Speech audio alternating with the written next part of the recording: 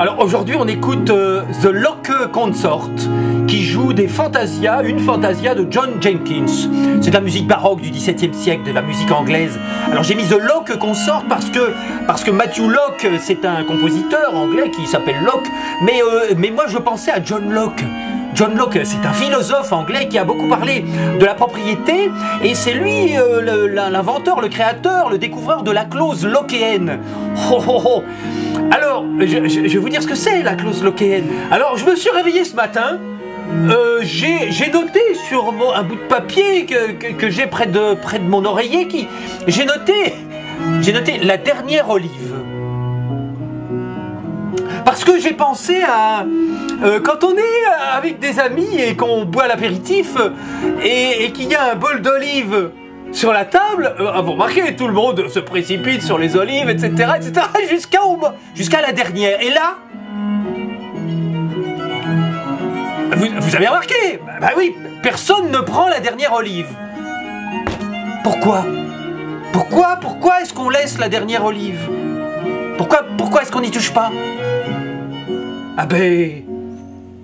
Alors c'est pour ça que j'ai mis The Locke Consort en musique. Parce que Locke, il a beaucoup parlé de la propriété et de la caparation. Comment on dit? J'ai des mots pour dire ça. La captation, l'usurpation de l'ensemble de la propriété par des propriétaires terriens, quoi. C'est-à-dire qu'il y a des gens, au fur et à mesure des siècles, qui ont dit, voilà, ici c'est chez moi, là c'est chez toi, l'autre est arrivé, il dit, ah bah il reste un petit bout là-bas, bah ça je le prends, c'est le dernier petit bout, c'est chez moi, et voilà. Petit à petit, il n'y a plus de place, il n'y a plus rien, tout est pris, tout appartient à quelqu'un. Si ça n'appartient pas à quelqu'un en particulier, ça appartient à l'État, c'est-à-dire à la communauté, donc on ne peut pas s'installer dessus. Alors comment font les nouveaux arrivants, les nouvelles générations, nos enfants, nos petits-enfants, comment ils vont faire pour habiter quelque part? Eh bien, ils vont tous se retrouver locataires, à la merci des propriétaires qui ont 1, 2, 3 appartements, qui ont des milliers d'hectares de terrain et qui vont les louer. Nos petits-enfants ne seront pas propriétaires de leur terre, de leur lieu de vie. Pourquoi? Eh bien parce que contrairement à ce qu'on fait quand on se connaît tous et qu'on est amis, en laissant la dernière olive pour l'ami de passage qui risque d'arriver, on ne veut pas tout manger parce qu'on en laisse un petit peu pour ceux qui ne sont pas encore là, ceux qui vont arriver. C'est ça la dernière olive, c'est pour ça qu'on ne la mange pas. C'est un petit peu la part du pauvre, vous savez, quand on coupe une tarte ou un gâteau. On en garde un peu pour celui qui va arriver. Et bien c'est la clause lockéenne qui s'applique naturellement, instinctivement, entre gens de bonne compagnie.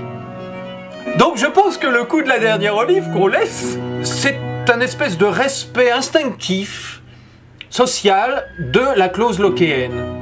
Voilà, on ne peut pas manger jusqu'au dernier fruit de la nature. Donc il faudrait penser, en tant que société, qu'on est tous en train de boire l'apéritif ensemble.